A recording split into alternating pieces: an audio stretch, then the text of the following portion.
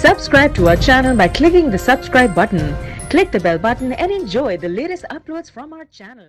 الحمدللہ رب العالمین والصلاة والسلام على رسوله الكريم محمد بن عبد الله الأمين وعلى آله وصحبه أجمعين. أما بعد، فإن الله تبارك وتعالى علمنا في كتابه المجيد والفرقان الحميد أن ندعوه فنقول ربنا آتنا في الدنيا حسنة وفي الآخرة حسنة وقنا عذاب النار. صدق اللہ العظیم. میرے دینی بھائیوں اور میرے سامعین و سامعات، ابھی ہم اور آپ ماہ شعبان میں ہیں.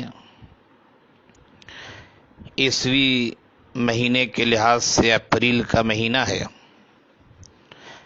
2 دنوں کے بعد یعنی چہارشنبہ اور جمعرات کے بعد جمعہ کا جو دن آئے گا وہ ہمارے لیے شعبان کی 15ویں تاریخ کا دن ہوگا. جمعرات یعنی 9 اپریل یہ 14 شعبان کا دن ہے. جیسے ہی جمعرات کا دن ہم گزار لیں گے اور پھر جو رات آئے گی وہ رات 15ویں شعبان کی ہوگی. ہمیں جاننا چاہیے کہ اسلامی تاریخ کی شروعات جو ہوتی ہے وہ سورج کے غروب ہو جانے کے بعد نئی تاریخ کی شروعات ہو جاتی ہے. 9 اپریل جمعرات کا دن یہ 14 شعبان ہے. دن گزارنے کے بعد جو رات آئے گی وہ 15 شعبان کی رات ہوگی اور جمعہ کا دن جو ہوگا وہ 15 شعبان ہوگا. 15 شعبان کی رات اور اس کے دن کی اہمیت ہمارے مسلم سماج میں بہت زیادہ ہے. اس سلسلے میں چونکہ احادیث، صحابہ کرام کے اعمال، تابعین اعظام اور اولیاء اللہ کے بہت سارے اعمال ایسے ہیں جو ہم تک متواتر کے ساتھ کہا جائے کہ تعاملاً عمل کے ذریعے وہ چیز پہنچی ہے. اس سلسلے میں چند باتیں میں آپ کے سامنے پیش کرنا چاہوں گا کہ آخر وہ کیا اعمال ہیں جو اس رات میں اور اس دن میں ہمیں کرنے چاہیے، اور وہ کون سے اعمال ہیں جن سے ہمیں ہمارے مسلم سماج کو گریز کرنا چاہیے، بچنا چاہیے. بہت سارے دوست و احباب کا اصرار ہوا کہ اس سلسلے میں آپ کچھ پیغامات ارسال کریں. چونکہ میں جمعے کا خطیب ہوں، تقریباً 13-14 سال سے باضابطہ ایک مسجد میں، اور مختلف بیانات یوٹیوب پر اور آڈیو شکل میں ہوتے رہتے ہیں اور لوگ اس سے مستفید ہوتے ہیں. دوست احباب کی اصرار پہ میں نے سوچا کہ کچھ پیغام ارسال کروں. سب سے پہلے آئیے ہم غور کرتے ہیں کہ آخر وہ کیا اعمال ہیں جو ہمیں شریعت نے کرنے کی اجازت دی ہے اور ہم کریں تو اس میں ثواب ملے گا، اور وہ کون سے اعمال ہیں جن سے ہمیں گریز کرنا چاہیے.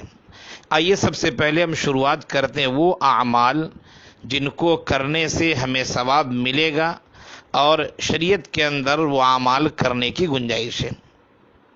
سب سے پہلی بات، اس رات یعنی 15ویں شعبان کی جو رات ہے، جس کو ہم شب برات بھی کہتے ہیں، جس کو بہت سارے لوگوں نے لیلۃ البراء بھی کہا ہے قرآن کریم سے ماخوذ کرتے ہوئے، اس رات کی اہمیت ہے. بعض لوگ اس رات کی اہمیت کا کلیتاً انکار کرتے ہیں اور اس 15ویں شعبان کی اہمیت کا انکار کرتے ہیں. یہ انکار درست نہیں ہے. یہ علمی مجلس نہیں ہے کہ میں آپ کو علمی روشنی میں استدلال پیش کروں، لیکن اتنی بات ضرور بتاؤں گا میں آپ کو کہ ترمذی شریف کی ایک مشہور شرح ہے تحفۃ الاحوذی، اس کے لکھنے والے حضرت مولانا عبد الرحمن مبارک پوری علیہ الرحمہ ہیں، اور اسی طرح مشکات شریف کی بہت سارے شروحات ہیں. ایک شرح مولانا عبید اللہ مبارک پوری علیہ الرحمہ نے لکھا ہے، اور اسی طرح ابھی قریب زمانے کے بہت بڑے عالم گزرے ہیں علامہ ناصر الدین البانی علیہ الرحمہ. یہ حضرات ایسے ہیں جنہوں نے اس رات کی اہمیت اور 15ویں شعبان کی اہمیت کو بیان کیا ہے۔ ہم یہ کہتے ہیں کہ اس سلسلے میں جو روایتیں ہیں وہ روایتیں اکثر ضعیف ہیں، چند روایتیں ہیں جو صحیح ہیں، اور وہ بھی ان صحیح روایات کو دیکھنے کے بعد وہ اعمال جو ہم کرتے ہیں ان کا کلی طور سے استدلال کرنا مشکل ہوگا۔ لیکن ہاں، مختلف روایتوں کو دیکھنے کے بعد تقریباً 10 صحابہ کرام سے ایسی روایتیں ہیں، مختلف تابعین سے روایتیں ہیں، ان روایتوں کو دیکھنے کے بعد اکثر علماء نے، بلکہ یہ کہا جائے کہ جمہور علماء نے یہ بات کہی ہے کہ اس رات کی اہمیت ہے، 15ویں شعبان کی رات کی اہمیت ہے۔ اہمیت ہے تو ہمیں کیا کرنا چاہیے؟ اہمیت ہے تو اس رات میں ہمیں عبادت کرنی چاہیے، قرآن کریم کی تلاوت کرنی چاہیے، اللہ تعالیٰ کے سامنے سرب سجود ہونا چاہیے، اللہ تعالیٰ کے سامنے ہمیں گریوزاری، انکساری، خاکساری اور تواضع اختیار کرنا چاہیے، اور یہ کہیے کہ اللہ کو منا لینے کی کوشش کرنی چاہیے، اپنے ماضی کے گناہوں پر نادم ہونا چاہیے، مستقبل کے بارے میں اللہ سے توفیق مانگنی چاہیے، اور ماضی کی چیزوں کے بارے میں مغفرت مانگنی چاہیے۔ تو اس رات کی اہمیت ہے، اس میں کوئی کلام نہیں ہے، متعدد روایتوں کو دیکھنے کے بعد ہمیں پتہ چلتا ہے۔ لہذا اس رات میں کثرت سے عبادت کی جائے، خوب عبادت کی جائے، لیکن یاد رکھیے یہ عبادت نفلی عبادت ہے، استحبابی حکم ہے، اور یہ عبادت انفرادی طور سے کی جائے، اجتماعی طور سے نہیں، انفرادی طور سے کی جائے۔ دوسری بات یہ ہے کہ کیا 15 شعبان کا روزہ رکھنا چاہیے، نہیں رکھنا چاہیے۔ روزے کے سلسلے میں بھی جو روایتیں ہمیں ملتی ہیں وہ روایتیں کوئی بہت پختہ نہیں ہیں، بلکہ ضعیف روایتیں ہیں۔ اعمال چونکہ فضیلت والے ہیں اور روزہ رکھنا نیک عمل ہے، اس عمل کو دیکھتے ہوئے بہت سارے علماء نے کہا کہ دن کے روزہ رکھنے کی اہمیت ہے۔ بعض علماء نے کہا کہ نہیں، دن کی روزہ رکھنے کی کوئی اہمیت نہیں ہے، عام دنوں کی طرح۔ ہاں، اگر آدمی ایام بیض کی نیت کے لحاظ سے روزے رکھے، ایام بیض کہتے ہیں کہ ہر مہینے کے 13، 14، 15 چاند کی جو تاریخ ہوتی ہے، ان ہر مہینے میں ان 3 تاریخوں میں آقا صلی اللہ علیہ وسلم روزہ رکھا کرتے تھے، 13، 14، 15۔ تو بعض علماء نے کہا کہ اگر ایام بیض کی نیت سے آپ روزہ رکھیں اور اس میں 15 بھی شامل ہے تو خوشی کی بات ہے، ورنہ صرف 15 تاریخ کا روزہ رکھنا اس کی شریعت میں، یعنی 15 شعبان کا صرف روزہ رکھنا شریعت میں اس کی کوئی اہمیت نہیں۔ بعض علماء نے بات کہی ہے، اور بعض علماء نے دن میں روزہ رکھنا، رات میں عبادت کرنا، اسے مستحب عمل میں شمار کیا ہے، اور امت میں یہ تعامل ہے، لوگ اسے کرتے آ رہے ہیں، ہمیں بھی چاہیے کہ ہم کریں، خیر کا کام ہے۔ تیسری بات جو یہ کہ اللہ کے رسول صلی اللہ علیہ وسلم کے متعلق بعض روایتوں سے ہمیں پتہ چلتا ہے کہ آقا صلی اللہ علیہ وسلم قبرستان گئے اور وہاں جا کر آقا صلی اللہ علیہ وسلم نے مردوں کے لیے دعائیں مانگی ہیں۔ لہذا اس حدیث کو دیکھتے ہوئے بہت سارے علماء نے یہ بات کہی کہ قبرستان جانا، مردوں کے لیے دعائیں کرنا، مغفرت طلب کرنا، یہ بھی استحبابی عمل ہے۔ لیکن یہ بات یاد رکھنے کی کہ اللہ کے رسول صلی اللہ علیہ وسلم تنہا گئے تھے، لیکن آج تو اس طرح اجتماع اور اس طرح بھیڑ ہوتی ہے کہ جشن مناتے ہیں۔ خیر، جانے کی استحبابی عمل کو علماء نے ثواب کا کام بتایا ہے۔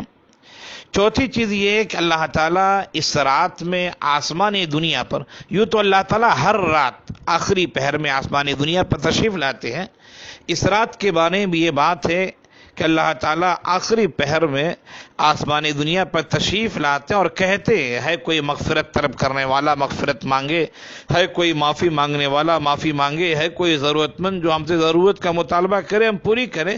اس طریقے کی باتیں اللہ کے رسول صلی اللہ علیہ وسلم سے وارد ہیں کہ اللہ تعالیٰ آسمانی دنیا پر آ کر کہتے ہیں یہ، اور پھر اللہ تعالیٰ دعا مانگنے والوں کی عمومی مغفرت فرما دیتے ہیں۔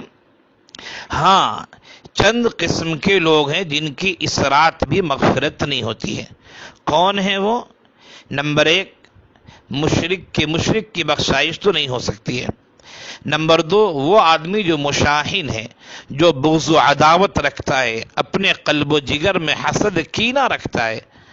اور تیسرا، وہ آدمی جو شراب کا عادی ہے، کثرت سے شراب پیتا ہے اسے عادت پڑی ہوئی ہے۔ اور چوتھا وہ آدمی جو ٹخنے کے نیچے اپنے پائجامے یا اپنے لنگی کو رکھتا ہے ٹخنے کے نیچے، شریعت نے اسے منع کیا ہے۔ پانچواں وہ آدمی جو قاتل ہے، جس نے کسی بے گناہ کو قتل کر دیا ہے۔ اور چھٹا وہ آدمی جو قاطع رحم ہے، جو رشتہ داری کو توڑنے والا اور کاٹنے والا ہے۔ اور ساتواں وہ آدمی جو والدین کی یا والدین میں سے کسی ایک کی نافرمانی کرنے والا ہے۔ اور آٹھواں وہ آدمی جو زنا کرنے والا ہے، مرد ہے یا عورت ہے۔ یہ 8 ایسے افراد ہیں، چاہے وہ مرد ہو چاہے عورتیں ہوں، جن کے بارے میں کہا گیا ہے کہ اس رات ان کی بخشائش نہیں ہوتی ہے۔ یہ 5 وہ اعمال ہیں جن کے بارے میں ہم نے جانا۔ پھر میں آپ کے سامنے دہراتا ہوں۔ نمبر 1، اس رات کی اہمیت ہے، ہمیں انفرادی طور سے عبادت کا اہتمام کرنا چاہیے، ذکر و اذکار کرنا چاہیے، قرآن کی تلاوت کرنی چاہیے، کثرت سے نمازیں پڑھنی چاہیے، اللہ کے سامنے معافی مانگنی چاہیے، گرانا چاہیے، رونا چاہیے، دعائیں مانگنی چاہیے۔ دوسری بات ہے کہ بعض علماء کے نزدیک دن کے روزے رکھنے کی بھی اہمیت ہے، دن کا روزہ رکھا جائے، 15 تاریخ کا روزہ۔ تیسری چیز، قبرستان جایا جائے، مردوں کے لیے دعائیں کی جائیں۔ چوتھی چیز کہ اللہ تعالیٰ آسمان دنیا پر جلوہ افروز ہوتے آواز لگاتے ہیں، ہمیں بھی اللہ سے مانگنا چاہیے، اللہ کے سامنے گر جانا چاہیے۔ اور پانچویں بات یہ کہ اس رات عمومی مغفرت کا اللہ کی طرف سے اعلان ہوتا ہے، لیکن 8 قسم کے افراد وہ ہیں جن کی بخشائش نہیں ہوتی ہے۔ ہمیں اپنا جائزہ لینا چاہیے، اور جائزہ لینے کے بعد ہمیں توبہ کرنا چاہیے، اپنے گناہوں سے اللہ کے سامنے رو لینا چاہیے، گڑگڑا لینا چاہیے۔ اللہ تعالیٰ غفور الرحیم ہے، وہ تواب ہے، مغفرت کرنے والا ہے، رحم و کرم کرنے والا ہے۔ ہم اس کے سامنے روئیں تو، ہم اس کے سامنے دعاسو بہائیں تو، ہم اس کے سامنے اپنے ندامت کے دامن پھیلائیں تو، ہم اللہ کے سامنے گریہ وزاری کریں تو ہم دیکھیں اللہ کی کیسی رحمت آتی ہے۔ کچھ اعمال ایسے ہیں دوستو جو ہمارے مسلم سماج میں رائج ہیں اور عام ہیں، لیکن وہ اعمال نہیں ہونے چاہیے، شریعت کے لحاظ سے یہ عمل غلط ہے۔ نمبر 1 کہ اس رات میں بہت سارے لوگ اجتماعی طور سے دعائیں مانگتے ہیں، اجتماعی طور سے جماعت سے نماز پڑھتے ہیں، اجتماعی طور سے صلاۃ و تسبیح پڑھتے ہیں، اجتماعی طور سے نفل کی نیت سے جماعت کے ساتھ نماز پڑھتے ہیں۔ اجتماعی عبادت اس رات میں مشروع نہیں ہے، انفرادی طور سے عبادت کرنی چاہیے۔ یہ ہمارے سماج کی بہت بڑی غلطی ہے کہ وہ اس عمل کو اجتماعی طور سے کرتا ہے، اور بعض جگہوں میں تو میں نے دیکھا کہ باضابطہ پوسٹر لگاتے ہیں کہ صلاۃ الترغیب ہونے والی ہے، صلاۃ الترہیب ہونے والی ہے، صلاۃ التسبیح ہونے والی ہے، اور بعض جگہ یہ بھی کہ پہلی رکعت میں یہ صورتیں پڑھی جائیں گی، یہ آیتیں پڑھی جائیں گی۔ یہ عجیب و غریب باتیں ہیں۔ اجتماعی عبادت مشروع نہیں ہے، کوئی خاص نماز مشروع نہیں ہے، کوئی خاص صورت مشروع نہیں ہے، بلکہ انفرادی طور سے عبادت کریں، خوب عبادت کریں۔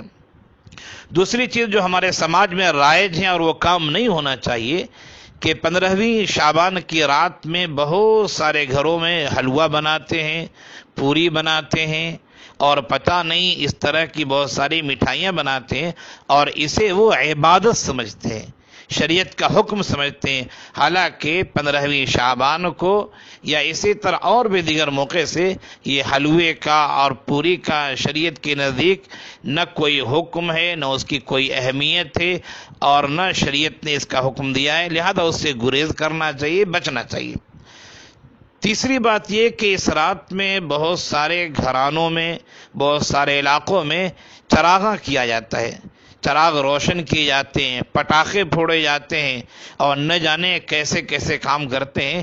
شریعت میں اس کی کوئی اہمیت نہیں، بلکہ یہ گناہ کے اعمال ہے۔ چراغاں کرنا اور اس طرح پٹاخے چھوڑنا جس سے لوگوں کو تکلیف بھی ہوتی ہے، مال کا ضیاع بھی ہوتا ہے، یقیناً یہ برے کام ہیں اور یہ غیر مسلم حضرات والے کام ہیں، ان سے گریز کرنا چاہیے۔ اور چوتھی چیز یہ کہ اس رات کو بہت سارے لوگ جگنے والی رات کہتے ہیں، اور سڑکوں پر گھومتے رہتے ہیں، چوک چورستوں پر گھومتے ہیں، چائے خانوں پر گھومتے ہیں، اور پتہ نہیں کیسی کیسی حرکتیں کرتے ہیں، اور پوری رات گھوم کر جاگ کر گزار دیتے ہیں، حالانکہ رات کو اللہ نے سونے کے لیے بنایا ہے۔ اگر آپ کو کوئی کام نہیں ہے، کوئی ایمرجنسی نہیں ہے، یا عبادت نہیں کرنی ہے، آپ آرام سے اپنے گھر میں سو جائیں، لیکن اس طرح گھومنا اور ہنگامہ کرنا شریعت نے اس کی اجازت نہیں دی، بلکہ یہ گناہ کے کام ہیں۔ یہ چند باتیں تھیں جو مختصر طور پر میں نے آپ کے سامنے پیش کی۔ 5 اعمال میں نے بتائے جو کرنے کے ہمیں کرنے چاہیے، اور مزید 4 باتیں میں نے بتائیں آپ کو کہ جن سے ہمیں گریز کرنا چاہیے۔ آپ بھی اگر غور کریں تو مزید ثواب کے کام اور مزید وہ کام جس سے ہمیں بچنا چاہیے ہمیں معلوم ہو سکتے ہیں، اور ہمیں شریعت اسلامیہ کی روشنی میں اور بھی رہنمائیاں مل سکتی ہیں۔ اللہ ہم سب کو کہنے سے زیادہ عمل کرنے کی توفیق عنایت فرمائے۔ السلام علیکم ورحمۃ اللہ وبرکاتہ۔ قل جاء الحق وزهق الباطل إن الباطل كان